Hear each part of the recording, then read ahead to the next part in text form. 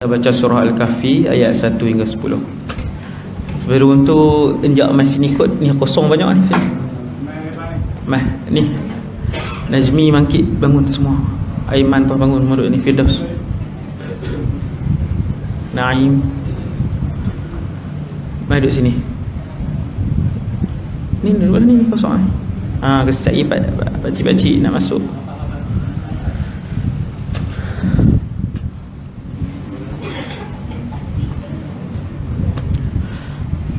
أعوذ بالله من الشيطان الرجيم بسم الله الرحمن الرحيم الحمد لله الذي أنزل على عبده الكتاب ولم يجعل له عوجا قيما لينذر بأسا شديدا من لدنه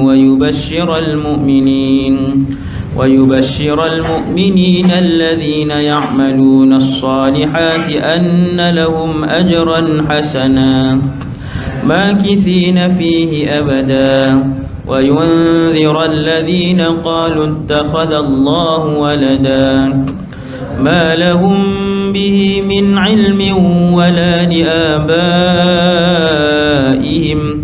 كبرت كلمة تخرج من أفواههم إن يقولون إلا كذبا فلعلك باخع نفسك على آثارهم إن لم يؤمنوا بهذا الحديث أسفا إنا جعلنا ما على الأرض زينة لها لنبلوهم أيهم أحسن عملا وإنا لجاعلون ما عليها صعيدا جرزا أم حسبت أن أصحاب الكهف والرقيم كانوا من آياتنا عجبا إذ أوى الفتية إلى الكهف فقالوا ربنا آتنا من لدنك رحمة وهيئ لنا من أمرنا رشدا صدق الله العظيم صلى الله ربنا على النور المبين أحمد المصطفى سيدي المرسلين صلى الله ربنا على النور المبين أحمد المصطفى سيدي المرسلين صلى الله ربنا على النور المبين أحمد المرسلين صلى الله ربنا على النور المبين أحمد المصطفى سيدي المرسلين أعوذ بالله من الشيطان الرجيم بسم الله الرحمن الرحيم الحمد لله رب العالمين والصلاة والسلام على أشرف الأنبياء والمرسلين سيدنا وحبيبنا وشفيعنا وقرة أعيننا محمد بن عبد الله الأمين وعلى آله وأصحابه ومن تبعهم بإحسان إلى يوم الدين ولا حول ولا قوة إلا بالله العلي العظيم ولا حول ولا قوة إلا بالله العلي العظيم ولا حول ولا قوة إلا بالله العلي العظيم أما بعد yang berusaha ngurusi surau ahli jawatan kuasa, Tuan Imam, seterusnya muslimin dan muslimat yang dirahmati Allah Subhanahu wa taala sekalian. Alhamdulillah, Allah bagi kesempatan lagi kepada kita semua untuk sama-sama berada dalam taman-taman syurga, majlis ilmu yang menjadi petanda kepada Allah berkehendak untuk memberikan kebaikan kepada saya dan kita semua, iaitu Nabi sebut man yuridillahu bihi khairan yufaqihu fiddin. Siapa yang orang tu Allah nak tentukan dia, berikan kepadanya kebaikan, Allah nak bagi benda baik ni, apa tanda dia? Yufaqihu fiddin, Allah bagi dia reti agama. Antara cara nak reti agama, Allah mudahkan dia mai ngaji. Nabi kata nak tahu satu orang, Allah pilih dia untuk memberikan kebaikan kepada dia. Kebaikan apa Ustaz? Semua kebaikan yang ada dalam dunia ni. Sebab Nabi sebut khairan, nakirah. Khairan ni maksud dia semua jenis kebaikan. Sebab tak semua orang yang dimudahkan oleh Allah untuk hadir majlis ilmu. Kadang kita tengok iklan 5 kali lah baca iklan. Sehari 5 kali iklan kuliah ni tengok. Satu pun tak boleh pergi. Pasal apa? Dah dia baca tu berasa nak pergi. Tapi sekali Tuhan bagi sibuk kot benda lain. Sibuk kot nu, sibuk kot ni. Hak bagi sibuk pun Allah, hak bagi kita main malam ni pun Allah. Bila kita tengok diri kita sentiasa dengan majlis ilmu, kita ikhlaskan diri hadir majlis ilmu, maka ketahuilah Allah sedang mengkehendaki kebaikan untuk kita, insya-Allah. Hak ni petanda ni Nabi yang bagi. Nabi yang bagi. Hadis hak saya baca atas ni. Lah ni bulan Isra Mi'raj. Pasal apa tak main ceramah Isra Mi'raj? Kan dengar tajuk ceramah pula, ibu bapa macam sekolah menengah punya tajuk kan, macam ceramah motivasi pula dah. Tajuk Isra Mi'raj, saya dah buat rakaman Al-Kuliah. Rakaman Al-Kuliah TV3, dan mereka akan siarkan, saya tak tahulah bila, tapi tajuk tu ada dah lah. Kalau saya ceramah juga malam ni, esok tengok pula kan. Jadi berulang. Antara tajuk yang menjadi kembang kepada beriman kepada Allah dan Rasul ialah wabil walidaini ihsana. Kembang dalam Quran, Ibnu Abbas kata ada tiga kembang dalam Quran. Allah sebut berapa belas kali pun ayat ni, maka dia akan buat main dengan kembang dia. Ada 3 kembang dalam Quran. Kalau Allah sebut salah satu, hak nombor 2 takkan dipisahkan oleh Allah. Apa dia tuan? 1, ati'ullaha wa ati'ur rasul. Taat Allah dan taatlah Rasul. Hak ni kembang dalam Quran. Bacalah tang mana pun dalam Quran ati'ullah, lepas tu wa ati'ur rasul. Tak boleh taat Allah saja, ambil Quran saja, hadis tak mau. Ada hak anti hadis. Bukan di luar negara, dalam Malaysia ni lah kan, ketua dia pun hidup lagi, tua dah. Sama-sama kita doa supaya dia mendapat hidayah oleh Allah Subhanahu Wa Taala. Dia nak Quran saja, hadis tolak. Sedangkan dalam Quran, bila Allah sebut ati'ullah, Allah akan sebut wa ati'ur rasul.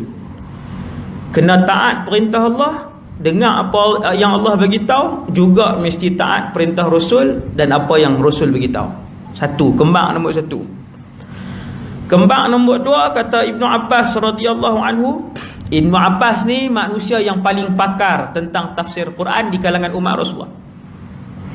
Tak boleh nak jadi nombor 1 kemudian baru Ibnu Abbas, tak boleh. Kita ni mesti selepas dia. Mailah 10 PhD tafsir pun semua duduk selepas Ibnu Abbas. Dia tak boleh jadi nombor 1. Sebab nombor 1 ada dah. Pakar tafsir umat Rasulullah ada dah. Dia yang sebut ayat ni. Dia kata kembang nombor 2, tengok dalam Quran ayat aqimus salata wa atuz zakah. Cuba baca. Bila baca Quran cuba tengok. Bila baca Quran, tengok ayat buat keluar zakat. Sebelum dia mesti ayat dirikan solat. Ini kembang nombor 2. Tu tajuk lain tu tajuk ceramah. Pasal apa Allah kembangkan semayang dengan zakat? No? Kita hak zakat setahun RM80, setahun RM250. Tak apalah sembang kata tak ada apa zakat ustaz, senang hebat iman kami. RM250 boleh lah buat keluar tu hak orang hak RM600,000 punya zakat. Tak berasa rugi buat keluar zakat saja RM280,000. Zakat macam tu je. Bukan ada apa kosong bagi zakat. Tergugat 300 tak apa lagi zakat. 400,500 boleh lagi. 1.2 juta zakat. Setan dia tak main ni kacau. Tak rasa rugi kah? Banyak. Itu antara sebab Allah SWT kembangkan ayat semayang dengan ayat buat keluar zakat. Allah nak bagi tahu kalau orang tu dia semayang sehari 1000 rakaat tapi zakat tak buat keluar, maka 1000 rakaat tu ditolak kesemuanya mentah-mentah oleh Allah Azza wa Jalla. Ni kaedah.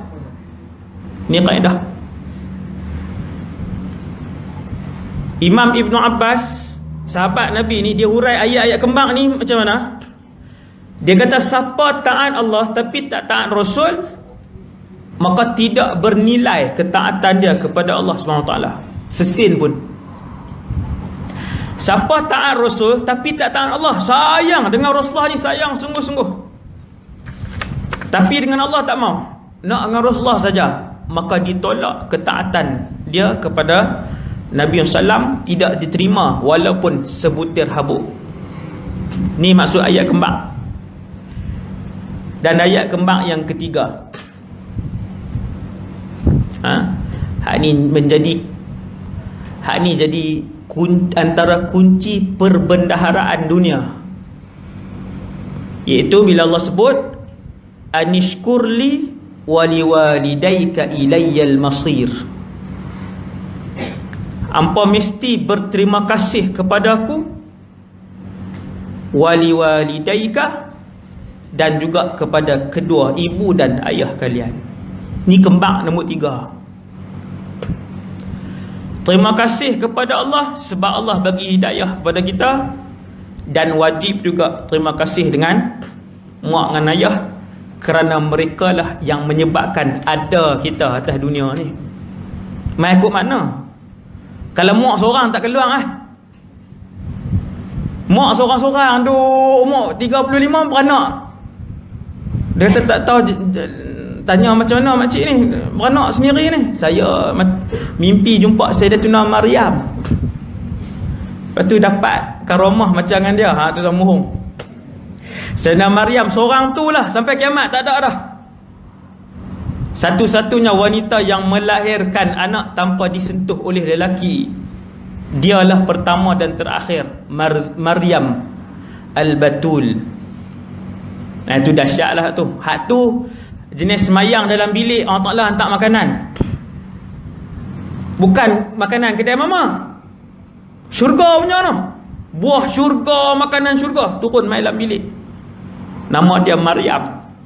Sebab tu nak buah nama anak, nak buah nama cucu, buah hak penghulu-penghulu syurga ni di kalangan perempuan. Saya tiap-tiap minggu orang tanya nama anak. Kalau perempuan, saya bagi 5 nama tu lah. Aisyah, Khadijah, Maryam, Fatimah, Asia. 5 tu penghulu syurga di kalangan wanita. Nama ni nak pakai lama noh. Nama nak pakai lama. Duk atas padang mahsyar 50,000 tahun, nama tu pun pakai. Kalau nama dia Jacquelina, Tiara Jacquelina nama dia. 50,000 tahun nama tu lah. Tapi kalau nama dia Maryam Khadijah, dia gabung dua penghulu syurga. Besar tak? Besar. Tajuk lain. Tajuk lain. Maka kembang nombor 3 dalam Quran ialah beriman kepada Allah, kemudian berbuat bakti kepada mak ayah. Jadi kembang.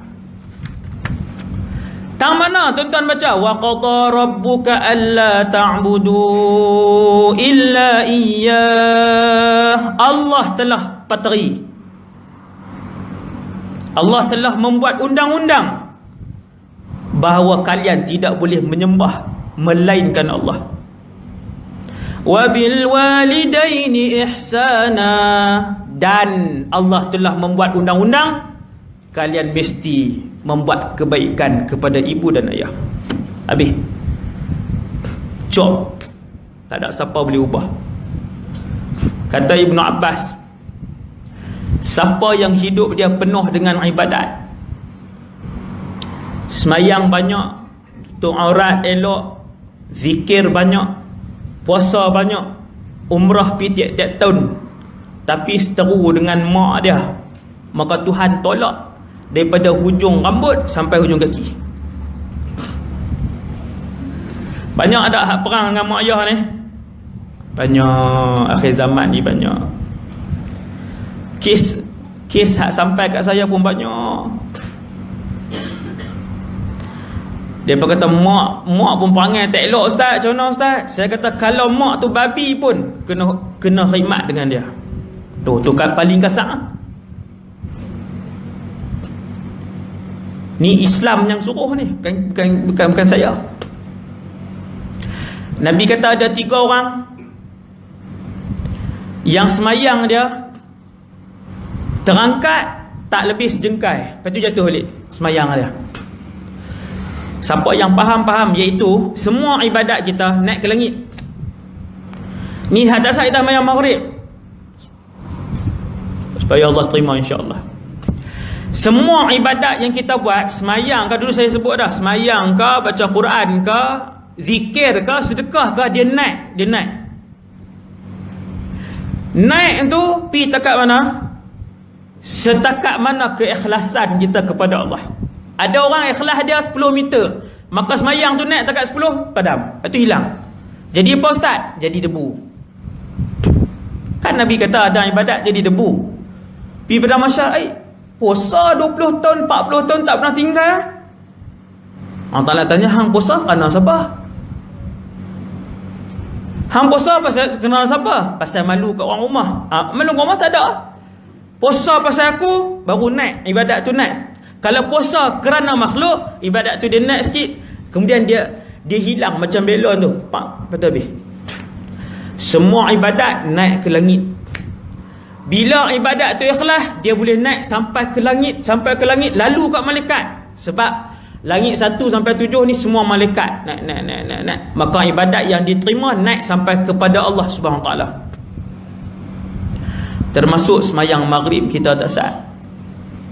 Sebab tu setiap kali buat ibadat, ya Allah, terimalah ibadat ini sebagai amal kebaikan di sisimu. Kena minta Allah Ta'ala terima.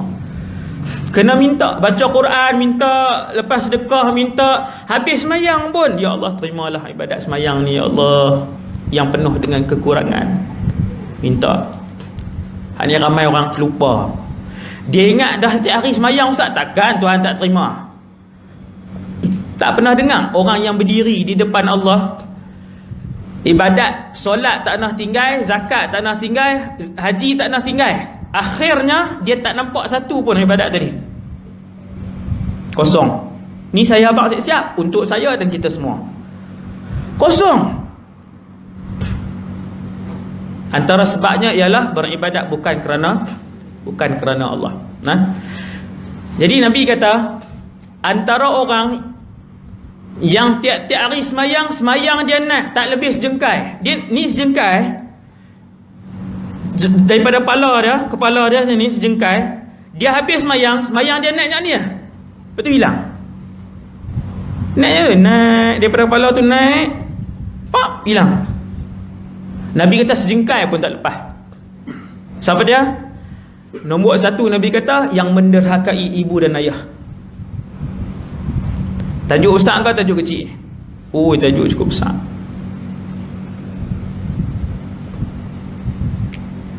Tajuk ni besar. Orang hari ni duk heran, duit tak cukup, keluarga tak bahagia, suami isteri tak tenang, niaga tak berkat, pergi kerja pun tak sedap hati. Pasal apa? Dia lupa kata mak dia duduk seorang. Setahun sekali lah ziarah. Mak duduk seorang setahun sekali. Dia sihat ustaz, mak sihat. Cuba kita pergi duduk seorang tak? Hidup pun duduk seorang. Tak payah setahun lah, seminggu lah. Rosak. Oh, tak boleh hidup lah. Ambo tak ada siapa main tengok lah. Kot nak main jenguk buang sejam. Oh, orang tak jenguk kita marah. Hak kita tak jenguk mak setahun tu. Duk heran. Mana ada orang hari ni, saya ustaz gaji saya 2,000. Alhamdulillah cukup lah berasa. Jumpa daripada gaji 3,000, gaji 5,000, gaji 8,000, semua keluar kat mulut. Nak bagi apa ustaz, kami pun cukup makan lah.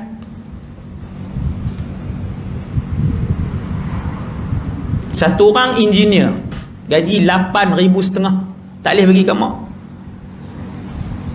Dia kata cukup makan. Saya kata sampai mati cukup makan je duit kamu. Sampai mati kamu akan cukup makan je duit kamu.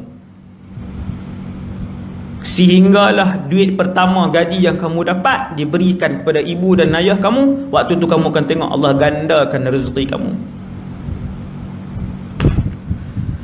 Kes yang kedua, anak 11. Semua kerja dah, sebulan dapat 100 lah. Anak-anak bagi. Kenal ni, kenal. Bila jumpa adik-beradik, tanya adik-beradik dia lah, tanya kan, siapa? Ish, hak kami pun tengah bulan habis dah ustaz. Pernah tak? Saya tanya, pernah tak senarai nombor 1 daripada berapa belas tu nak bayar medical card, belanja anak, belanja dapur, isteri, top up, elektrik, rumah, kereta? Pernah tak boh nombor 1 mak dengan ayah? Tak pernah. Hak tu punca dia. Hak tu punca dia. Kita tak jumpa ni perbendaharaan yang Quran sebut ni. Rahsia dia ialah apabila seorang anak dia berjaya menggembirakan mak dengan ayah dia, dia berjaya membahagiakan mak dengan ayah dia, berkhidmat dengan mak ayah dia, maka di situlah rahsia dia. Jadi Nabi sebut orang yang menderhakai, yang lawan ni, yang lawan bila cakap tinggi suara, hina mak ayah dia depan orang apa semua ni, Nabi kata 3 orang ni hak menderhakai mak ayah, yang ketagih arak, dan yang ketiga lelaki yang dayus. Mereka 3 ni bila semayang, dia punya semayang dia naik tidak melebihi sejengkal dan kemudian padam. Tuan-tuan yang dirahmati Allah sekalian, saya dengan kita semua, mak ada berapa, ayah ada berapa?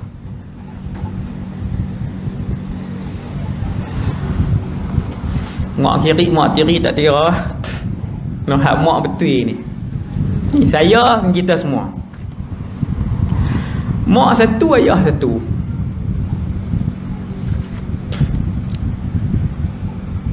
Mak kita dengan ayah kita ni bukan kita pilih. Ni fakta ni. Bukan kita pilih. Kalau pilih, siapa nak pilih? Hari ni kalau boleh pilih, kita nak pilih siapa jadi mak ayah kita? Pilih si R jadi ayah. Kalau budak-budak kan, mestilah si R ke ambil siapa-siapa ke hak terkenal lah. Seronok lah kalau Tuhan bagi pilih lah. Tuhan bagi hidup Ustaz, okey pilih kah? Ni hang nanti baru lahir tapi aku bagi hidup Ustaz. Oh, aku tengok-tengok aje. Ambil menteri lah, wahai Allah kan. Ayah menteri kaya sikit. Siapa tak kira lah, jutawan ke mana ke. Mak dengan ayah kita tak pilih. Siapa pilih? Allah pilih. Tuan-tuan kenang muka mak dengan ayah masing-masing. Semua mak dengan ayah kita ni Allah pilih dengan satu tujuan je, supaya kita boleh masuk ke dalam syurga, dapat redha Allah bersama dengan mak dengan ayah kita. Hak Allah pilih tu. Dulu saya cerita beberapa bulan yang lalu, di padang mahsyar ni kita akan terserempak dengan ahli keluarga. Betul tak? Allah Ta'ala sebut wa ummihi wa abihi wa sahibatihi wa bani.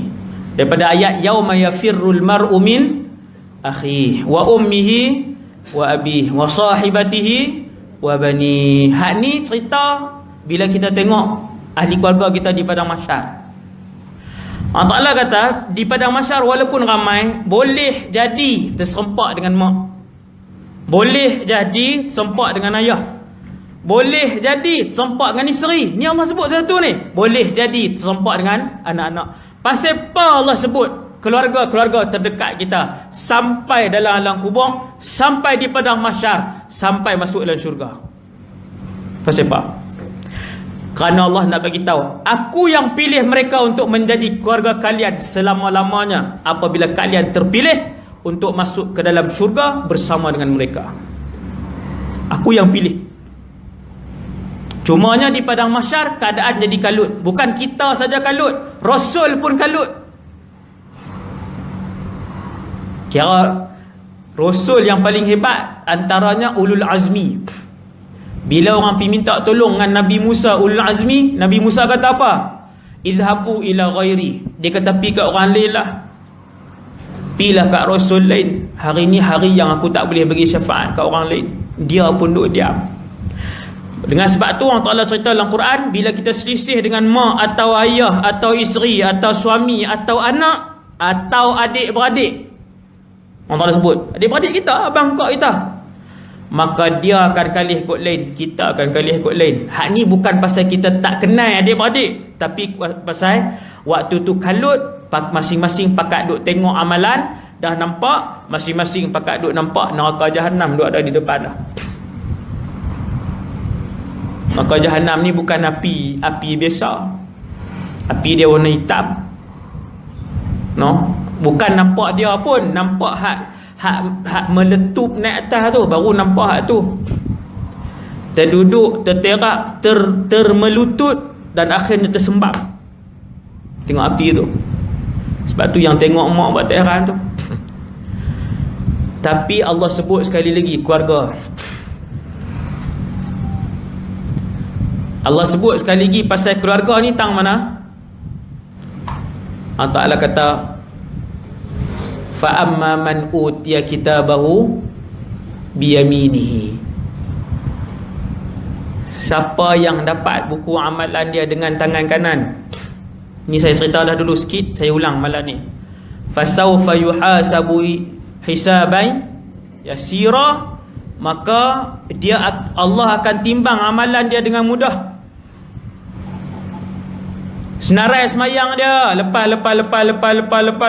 habis 40 tahun dia semayang. Pasal apa mudah ni timbang ni? Dapat buku belah tangan kanan.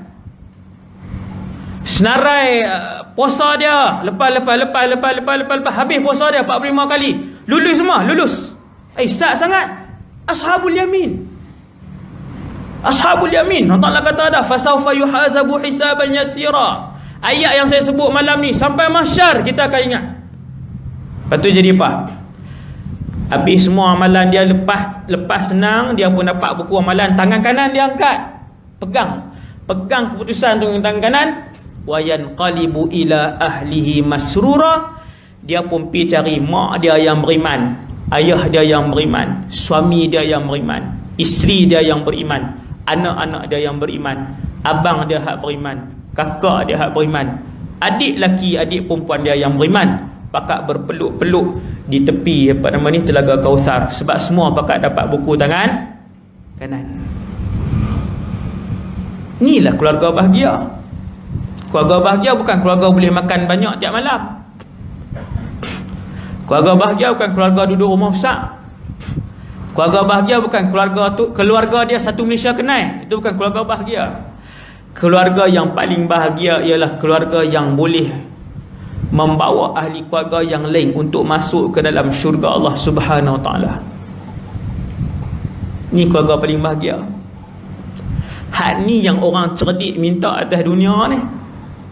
Ya Allah, matikan aku dan ahli keluarga aku dengan husnul khatimah. Ya Allah, himpunkan aku dan ahli keluarga aku di dalam syurga Firdaus. Ya Allah, janganlah kau hitung aku dan ahli keluarga aku di padang mahsyar. Lepas tu kalau tak hitung macam mana? Nak masuk syurga terus. Dia tak minta dia seorang.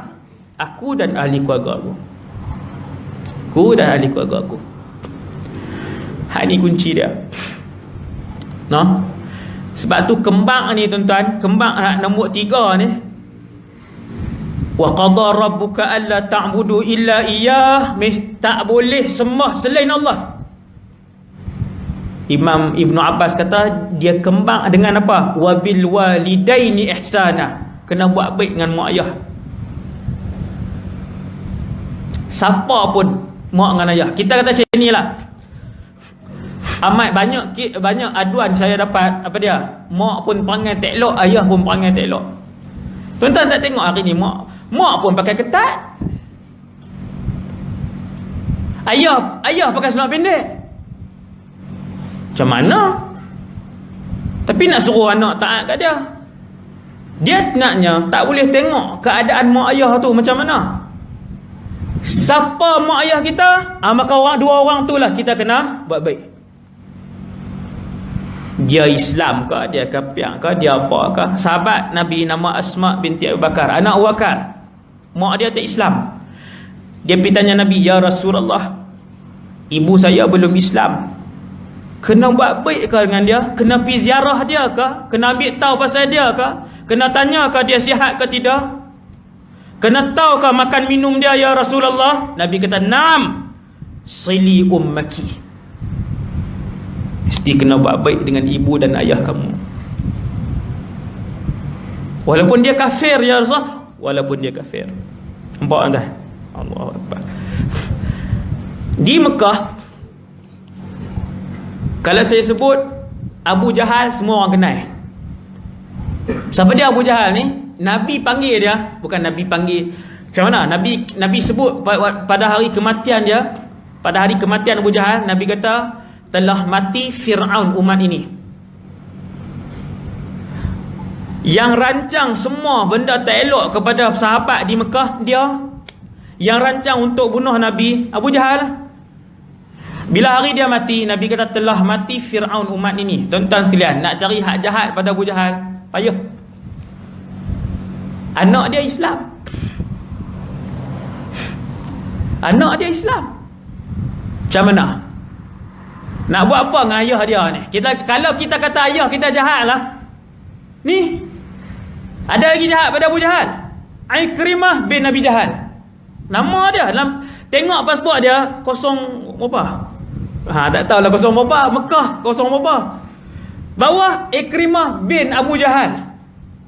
Abu Jahal zaman mana ustaz? Zaman mana apa? Hak zaman Rasulullah tu lah. Subhanallah. Anak Abu Jahal Islam dah, Islam. Dia buat baik tak dengan ayah dia? Buat baik. Pun kalau kita nak buat alasan pak kita minum mara, ayah kita tak semayang, tak boleh. Dia tak semayang, yang tu dosa dia dengan Allah, kita kena tegur.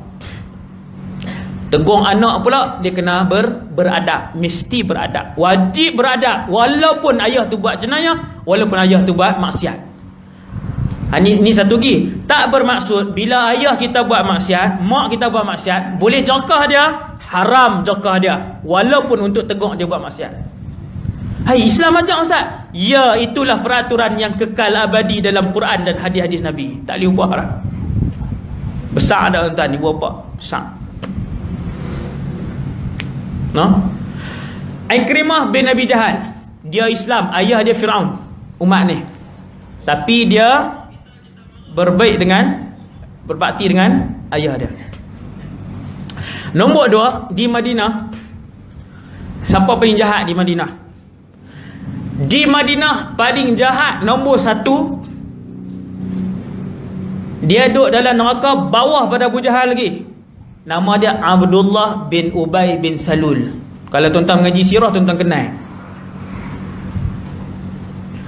Abdullah bin Ubay bin Salul. Dia ni adalah kepala munafik pada zaman Nabi.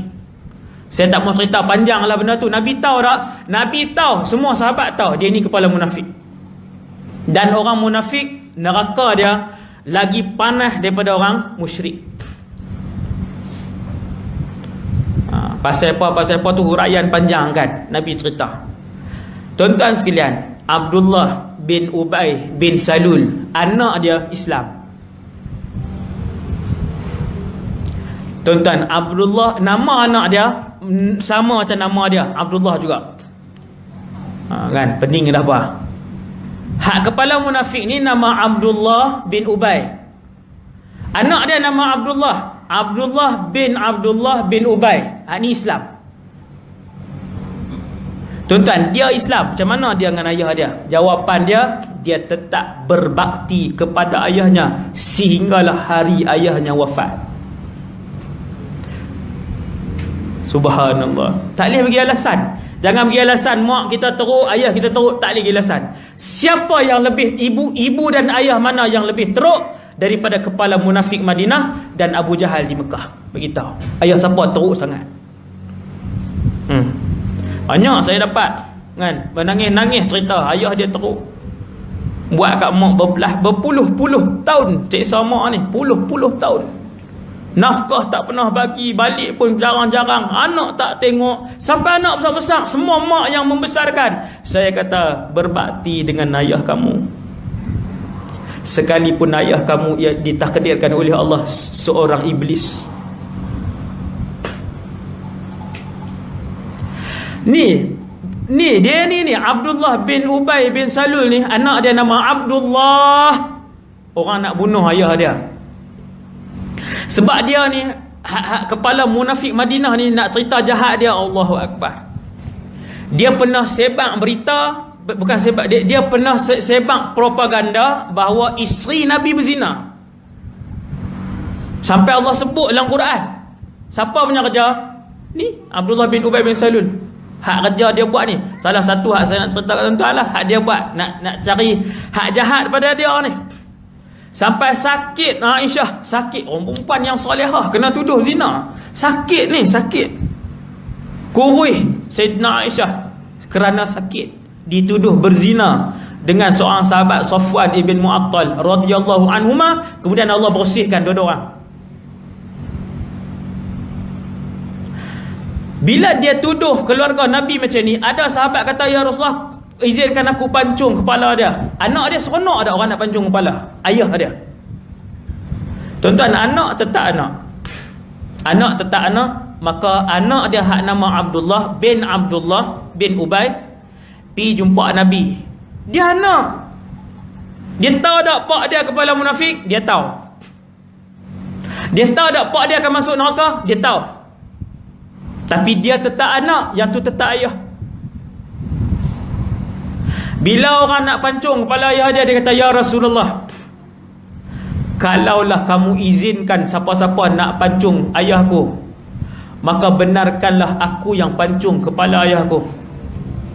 Pasal apa tuan? Dia abangkan Nabi, dia kata, ya Rasulullah, kalau kamu izinkan orang lain yang pancung kepala ayahku di depan aku, nescaya aku akan busuk hati dengan orang yang pancung tadi. Dia kata, biar aku yang buat. Punya beriman sahabat, punya beriman. Dia kata, ya Rasulullah, biar aku yang buat. Sebab dia ayah aku. Kalau orang lain buat, sekejap aku akan musuh dengan orang tu. Biar aku yang pancung, walaupun pancung tu penuh dengan siksaan. Dia sendirilah sebab dia anak. Bila ayah dia meninggal, ni Abdullah bin Abdullah ni, bila ayah dia meninggal, tengok macam mana. Dia tetap anak. Allah larang Rasulullah semayang jenazah ayah dia. Tu dia. Macam mana ni tuan-tuan, kita apa perasaan kita? Dia pergi rumah Nabi. Dia kata, ya Rasulullah, boleh tak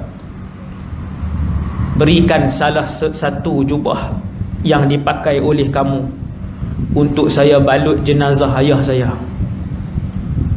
Jubah Nabi boleh bagi syafaat tak? Dengan izin Allah ni, mulianya barang-barang Rasulullah ni, no? Sebab tu ada sahabat, dia ada tongkat Nabi, nama Anas bin Malik. Bila dia nak meninggal, dia pesan kat ahli keluarga dia, nanti di sebelah jasad aku letak tongkat Nabi, lepas tu ke bumi sekali. Barakah barang-barang Nabi ni, barakah. Jadi dia pergi rumah Nabi. Anak ni nama Abdullah bin Abdullah ni, dia pergi rumah Nabi, ya Rasulullah, ayahku dah meninggal, boleh tak bagi salah satu jubah untuk aku kafankan ayahku? Jubah Rasulullah. Nabi bagi tak? Bagi. Ni kata Rasulullah ni. Pasal apa Nabi bagi? Kerana Abdullah bin Ubay bin Salul, hak kepala munafik ni, ketika dia hidup, dia pernah menghadiahkan sebuah jubah, sehelai jubah kepada salah seorang bapa saudara yang Nabi sayang. Nabi ni orang yang paling kenang jasa orang lain. Tu boleh buat tajuk ceramah tu. Aufan nas Rasulullah.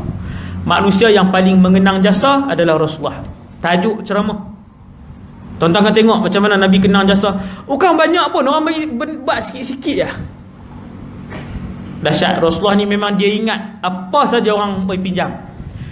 Kita lain, orang buat baik 20 tahun, lepas tu orang tu tuduh kita,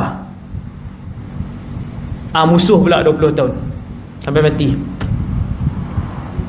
Rasulullah ni, Abdullah bin Ubay buat jahat kat Rasulullah 100 kali, buat baik sekali lah.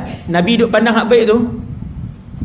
Bila anak dia pergi minta, Nabi bagi jubah tadi, maka dia pun balik, dia balut jasad ayah dia dengan jubah Rasulullah. Subhanallah. Kemudian dia pergi panggil Nabi. Tuan-tuan, anak, ni nak abang tanggungjawab anak ni. Nak abang kata, pak mana hak lebih jahat daripada Abdullah bin Ubay bin Salul? Cuba lihat anak dia, bagaimana anak dia berbakti kepada ayah dia, sampai kepala munafik ayah dia ni meninggal dunia. Dia pergi pula rumah Nabi. Dia kata, ya Rasulullah, aku merayu untuk kamu solat ke atas jenazah ayahku. Ni hak Islam, hak ni mukmin betul anak dia ni. Tuan-tuan, Nabi pi. Nabi masuk dalam masjid. Dalam perjalanan Nabi nak pi tu, Sayyidina Umar dengar Nabi nak pi. Dia pun pi juga. Sayyidina Umar dia nak buat apa ni? Dia berdiri depan jenazah Abdullah bin Ubay bin Salul. Berdiri depan jenazah. Jenazah duduk mana? Belakang lah. Jenazah kan boleh berdiri. Jenazah duduk belakang, dia berdiri. Nabi duduk tahu ni. Tuan faham tak ni? Ni saya Sayyidina Umar lah kononnya. Duduk tahu ni kan? Jenazah kepala munafik duduk tahu ni. Rasulullah duduk tahu ni. Dia tak bagi Nabi semayang. Nabi kata, wahai Umar, ke tepi. Ya Rasulullah, bukankah Allah melarang untuk kamu solat kepada mereka? Ni hak ni mulia hati Nabi pula, no? Nabi kata, wahai Umar, Allah memberikan kepadaku pilihan. Ni Rasulullah mulia tiada had. Nabi ni hati dia mulia, dia tak ada penghujung. Nabi ni dia tak ada, tak kira bunuh, no? Jadi Nabi kata, wahai Umar, ke tepi. Sampailah 2-3 kali Sayyidina Umar tak mau pergi tepi juga. Nabi kata, wahai Umar, aku Rasulullah. Ana Rasulullah. Aku pesuruh Allah. Dan aku memilih untuk beristighfar kepada mereka. Sebab Allah bagi pilihan, istighfar ataupun tidak. Nabi pilih untuk istighfar. Baru Sayyidina Umar pergi tepi. Tapi turun pula lepas tu ayat Quran menegur Rasulullah SAW. Itu cerita lain lah. Ni nak cerita ni, hak bagi alasan mak ayah tak elok ni. Tak ada lah. kepala syirik Mekah dan kepala munafik Madinah. Anak mereka dua-dua Islam dan dua-dua buat baik kepada ayah mereka. Bila sahabat tanya, ya Rasulullah, siapakah manusia yang paling aku kena buat baik? Nabi jawab, ibu kamu. Sahabat tu tanya, kemudian ibu kamu. Sahabat tu kata, kemudian ibu kamu. Sahabat tu kata, kemudian ayah kamu. Nombor 4. Dalam dunia ni ada 7 bilion orang. Dalam dunia hari ni 2017 ni ada 7 bilion orang. Di kalangan 7 bilion ni, siapa kita kena buat baik? Nombor 1 daripada 7 bilion, mak kita. Nombor 2 mak kita. Nombor 3 mak kita. Nombor 4 ayah. Lepas tu baru pilih.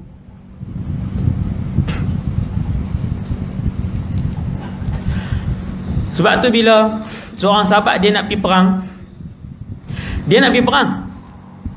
kemudian pergi jumpa Rasulullah. Dia kata, ya Rasulullah, aku nak jadi salah seorang yang masuk berjuang. Nabi tanya apa? Nabi tengok muka dia. Nabi macam kenal. Nabi tengok muka dia. Nabi kata, bukan ada ibu sakit ke? Sahabat ni nak pergi mana tuan? Jihad fi sabilillah. Tak usah ceritalah hak mati syahid ni punya berjihad zaman Rasulullah. Dahsyat dah.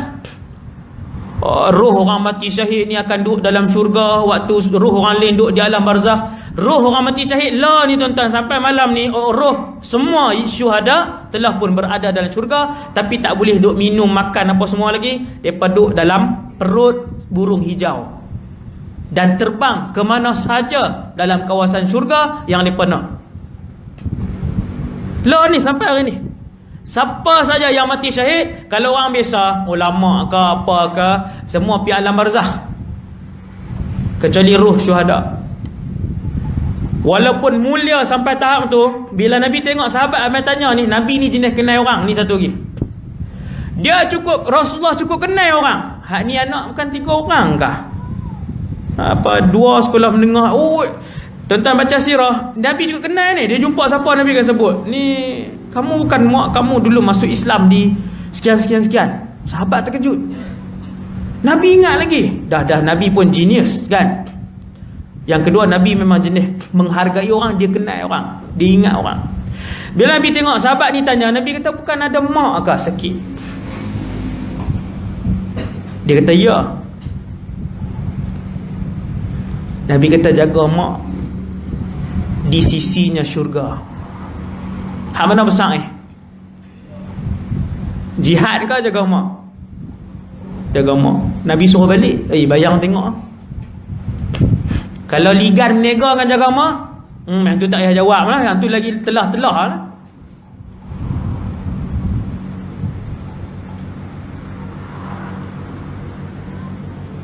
Bila sahabat ni semua nak mati syahid, dia pergi. Bila Nabi suruh balik, dia balik ke tak? Dia tak balik, dia patah balik. Dia kata, ya Rasulullah, boleh nak mati syahid ni. Nabi marah dia. Nabi kata, waihak, jaga-jaga kamu. Ilzam rijlaiha, duk di 2 kaki ibu kamu. Fathammal jannah, di sanalah syurga kamu. Ni Nabi nak bagi kita reti. Nabi nak bagi kita faham ukuran kebahagiaan satu orang manusia ni. Dia nak bahagia, nak tenang, nak senang, nak rezeki murah, nak anak-anak jadi boleh, jadi reti. Semua kunci itu duduk pada taat kepada Allah dan Rasul, kemudian mentaati ibu dan ayah. Kunci itu duduk tentu ya. Apa saja hak duduk dalam ni. Sebab tu Nabi cerita ada 3 orang, 3 sahabat, mereka keluar. Pergi mana tak tahu, Nabi tak cerita. Tapi hadis ni hadis sahih. Hadis 3 orang ni pergi keluar, lepas tu hujan. Ada riwayat kata hujan, mereka pun dah hujan masuklah dalam gua. Dulu saya cerita dah kat tuan-tuan, gua Arab ni, ni besar ni, kebanyakannya besar ni, mihrab ni je. Saya pi Jordan, saya pi Mesir, saya pi Syria, bukan pi lah, Syria memang belajar lah. 7 tahun Syria kan. Bila pi gua dia, hatta di Mekah Madinah, ni semua negara Arab ni. Gua dia tak dalam. Gua Ashabul Kahfi di Jordan pun lebih kurang separuh surau ni, lebih kurang dia punya dalam, dia tak dalam, dia sikitnya. 3 orang ni bila hujan depa keluar pergi mana tak tahu, musafir ke apa ke, yang tu Nabi tak cerita. Kemudian bila hujan masuk berteduh dalam gua, kita kata besar ni ya. Dalam duk berteduh, duk sandang, sembang, batu jatuh, golek, tutup pintu gua. Allah Ta'ala takdir besarnya batu tu, dia tutup pintu gua, sedikit pun cahaya matahari mereka tak nampak, sedikit pun tak nampak, gelap tu. Tolak lah batu tu, tolak, 3 orang tolak, memang tak bergerak. Batu besar tuan, tolak, 3 orang tolak. Maksudnya apa tuan? Bila dah duduk dalam gua, batu besar, siapa dia nak dengar mereka? Maksudnya mereka ni dalam 2 minggu 3 akan mati perlahan-lahan. Mati ya. Dan 3 ni orang Islam, beriman kepada Allah dan beriman pada Rasul zaman tu. 3 ni kata macam ni, kita kalau tolak sampai bila tak terbuka, kalau tunggu orang sampai mati kering lah, orang tak jumpa kita. Yang boleh selamat kita Allah. Masing-masing berdoa kepada Allah, sebut amalan baik yang pernah dilakukan, paling baik dalam hidup, amalan yang paling besar dalam hidup. Maka orang pertama pun sebut, dia kata, ya Allah, saya tak ceritalah sikit panjang. Orang pertama kata, ya Allah, aku ada seorang sepupu cantik, paling cantik dalam kampung kami.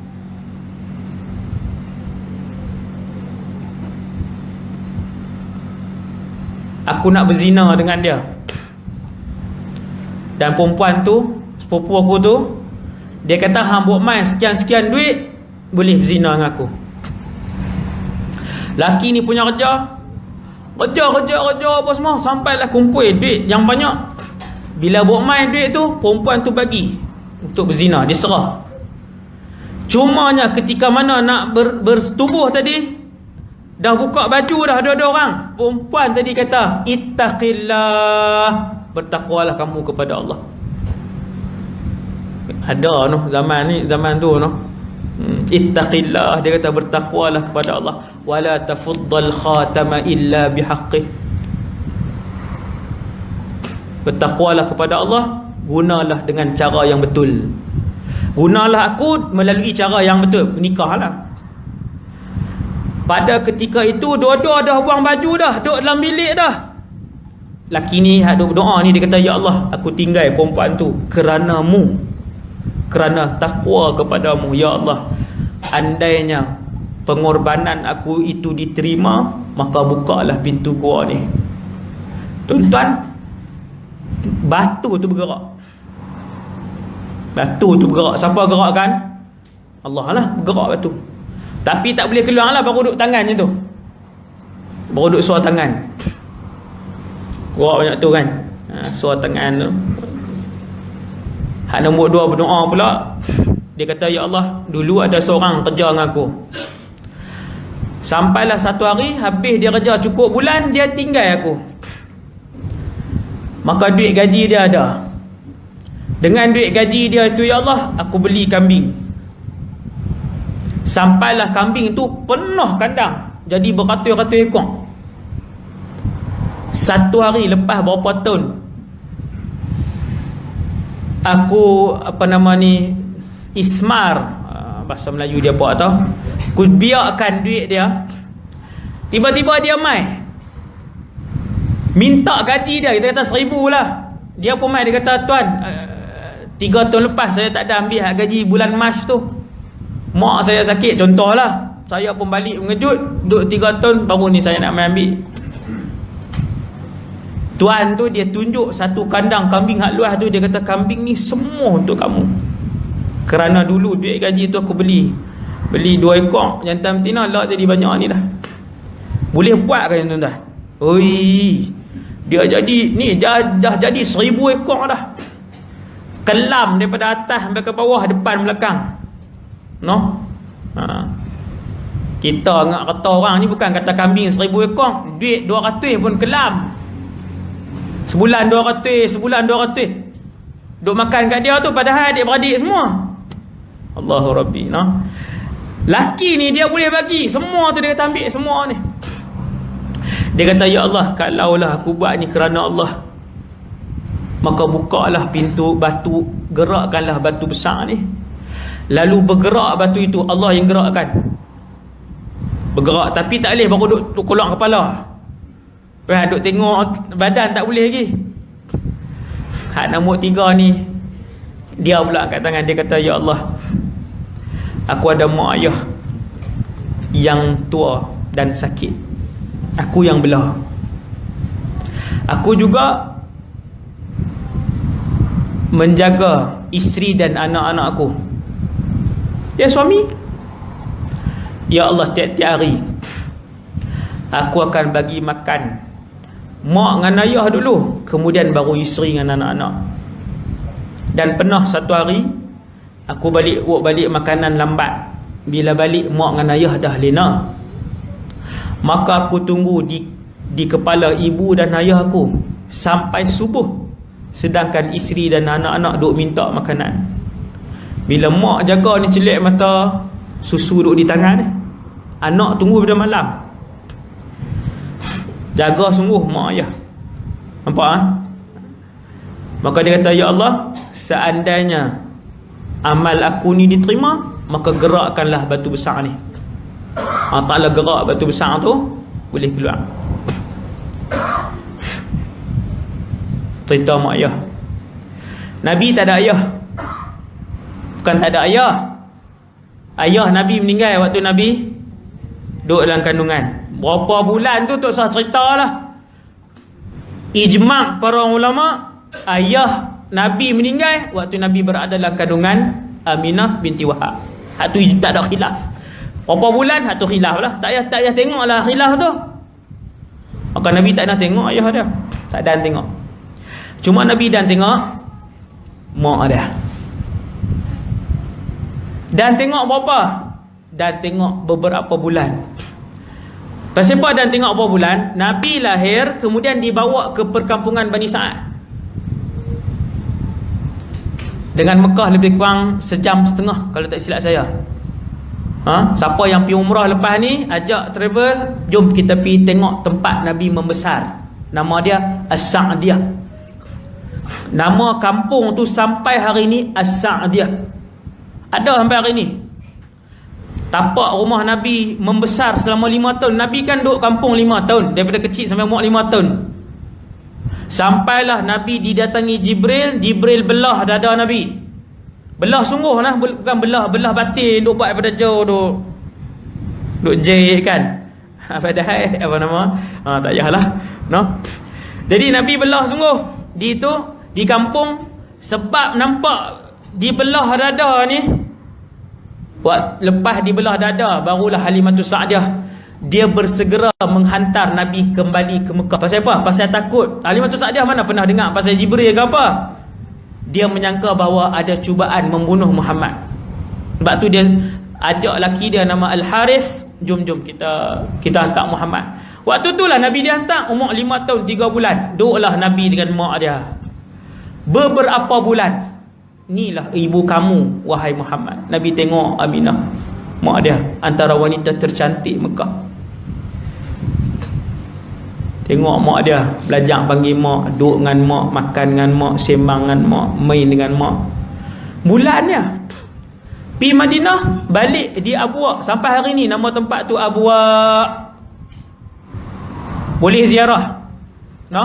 Siapa pergi umrah, pergi Madinah, ajak ustaz tu, hak mutawif tu, jom kita pergi Abwa, Sampai hari ni Abu nama tu. Sampai situ sakit. Mak Nabi sakit pula. Baru berapa bulan. Subhanallah. Sakit membawa kepada maut. Nabi tengok mak dia, baru belajar panggil, baru duduk. Tuan-tuan bayang noh. Duduk dengan orang belah. Lepas tu duduk dengan mak saya, mak meninggal. Ummu Aiman bawa balik. Nabi membesar. Sampai besar jadi rasul. Bila pi Madinah, Nabi kata, aku akan minta izin kepada Allah. Ya Allah, izinkanlah aku ziarah pusara ibuku. Kata Rasulullah, Allah mengizinkan aku. Nabi pun pi. Sahabat tak tahu apa. Kali pertama Nabi pi, sahabat tak tahu apa. Sahabat ikut je. Bila Nabi minta dengan Allah Ta'ala, minta izin nak ziarah kubur ni, Allah bagi. Bila Nabi sampai kubur mak dia, Allahu Rabbi, no? Nabi minta izin sekali lagi, ya Allah, izinkan aku supaya beristighfar untuk ibuku, walam ya'zan li. Allah tak izin. Nabi duduk tepi kubur. Nabi tak kaki ni, tarik sini, Nabi tak tu. Nabi teriak. Bunyi Nabi teriak ni. Sahabat tengok air mata Nabi keluar ni. Keluar nitip apa. Sahabat pergi pujuk Nabi, ya Rasulullah, kenapa menangis? Nabi panggung kepala. Nabi kata, inilah kubur ibuku. Menangis. Umur 40 lebih dah, 50. Tapi sebab Nabi tak dan. Dia tak dan. Nabi tak sempat. Macam kita hidup dengan mak ayah ni. Hak dan puluh-puluh tahun. Dan nak bagi duit kat mak ayah, dan nak tanya abang, dan nak tengok makan minum, dan nak tengok sihat, dan nak berbakti dengan mak ayah. Kita dan. Nabi tak dan. Dia teriak. Bila Nabi menangis di kubur ibunya, fa'abka man haulahu, ke semua sahabat menangis. Tengok Nabi teriak ni. Ayat dia keluar ni, mata dia keluar. Rasulullah, manusia yang kaya dengan rahmat. Saya yang kaya dengan rahmat dan kasih sayang. No? Tuan-tuan tengok sahabat Abu Hurairah. Setiap kali dia keluar daripada rumah dia, dia akan lalu depan rumah mak dia. Ish. Ni Rasulullah duk ajak ni, Quran ajak kita, sahabat ajak kita, hampa nak kaya dunia akhirat, cari ibu dan ayah kamu. Nak bahagia dunia akhirat, cari ibu dan ayah. Nak anak-anak berjaya semua, pun cari mak ayah, berbakti dengan mak ayah. Hak saya sebut ni praktikal ni. Siapa buat dia nampak. Siapa buat dia nampak. Tambah-tambah hak jaga mak sakit, hak jaga ayah sakit. Dia akan tengok apa Allah akan bagi kat keluarga dia. Memang dia nampak sebelum dia mati. Nah, Abu Hurairah tiap-tiap kali keluar, dia lalu depan rumah mak dia, dia kata apa? Assalamualaikum ya ummah. Assalamualaikum mak. Warahmatullahi wabarakatuh. Dan rahmat Allah dan keberkatannya ke atas kamu wahai ibu. Doa kat ibu dia tu. Sagi mak selak tirai. Waalaikumsalam ya waladi. Ke atas kamu juga kesejahteraan wahai anakku, dan keberkatan rahmat Allah kepada kamu. Lepas tu sebelum nak pi, Abu Hurairah kata apa? Rahimakillah, semoga Allah merahmati kamu wahai ibu, kama rabbaitani saghiran, kama rabbaitini saghiran, seperti mana kamu membesarkan aku ketika kecil. Tiap-tiap hari. Sagi mak dia balas apa? Rahimakallah, semoga Allah juga merahmati kamu wahai Abu Hurairah, kama barartani kabiran, seperti mana kamu selalu buat baik kepadaku sampai besar. Ini rahsia sahabat. Bukan biasa-biasa sahabat dengan mak ayah. Bukan biasa-biasa.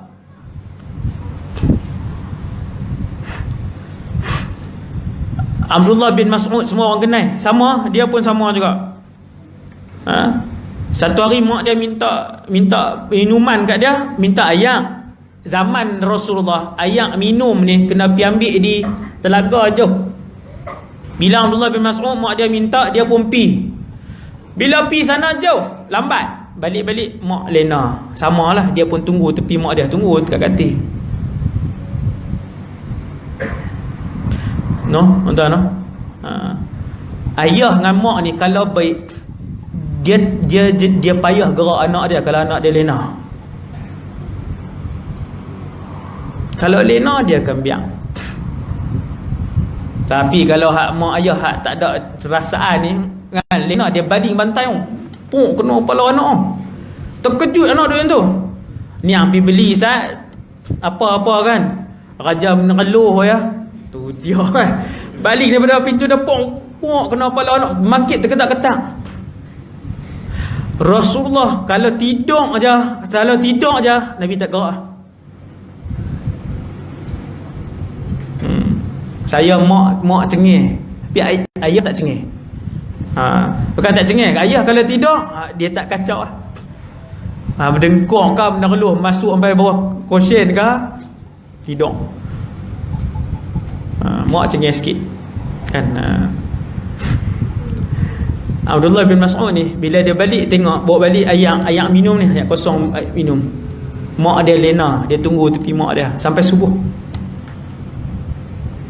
Mak bangkit esok, mak dia bangun, dia pun bagi.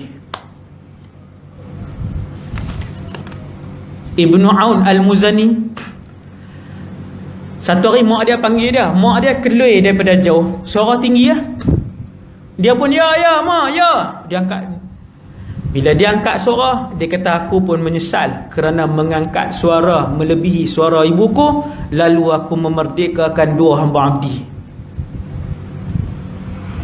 Lebih kurang RM60,000 lah kita kata, 60-70 ribu ringgit 2 hamba abdi. Pasal apa? Pasal angkat suara sekali. Jadi sekadar tu dulu insya-Allah untuk ceramah malam ni. Saya macam tu je lah, ceramah sejam je kan. Jadilah ambil intipati tu tuan. No? Semua orang tahu dengan mak ayah ni, bila buat baik Allah balas di dunia dan segera. Dan semua orang tahu mak dengan ayah ni kalau siapa deraka, Allah balas di dunia segera. Nak cerita hak balas segera ni berlama-lama. Mak saya patah tangan. Saya cerita satu lah, patah tangan. Tu tak boleh sambung lah. Pergi urut apa semua, tak boleh sambung. Bawa pergi doktor pakar di Seberang Jaya. Ada doktor pakar tulang. Pakar tulang dan pakar saraf. Satu rawatan 5,000, 4,800 sekali ya rawat. Sekali cucuk lah.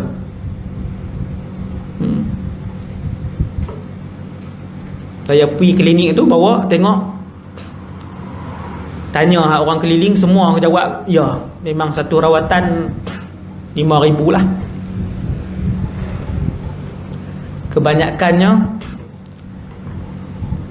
Kebanyakannya semua 5,000. Saya tanya kerani tu, apa sehari berapa orang mai berubat ni? Dia kata tak tentu Ustaz, average 30 orang lah.